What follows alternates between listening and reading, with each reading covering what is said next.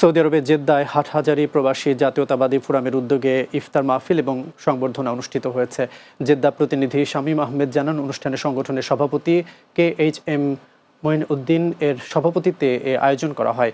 প্রধান অতিথি হিসেবে উপস্থিত ছিলেন সাবেক সহসভাপতি মোহাম্মদ আলাউদ্দিন আলী।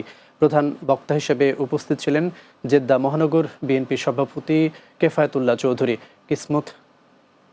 বিশেষ অতিথি হিসেবে উপস্থিত ছিলেন যুগ্ম আহ্বায়ক পশ্চিমাঞ্চল বিএনপির মঈন চৌধুরী, মফিজুল আলম ও মোহাম্মদ ইদ্রিস।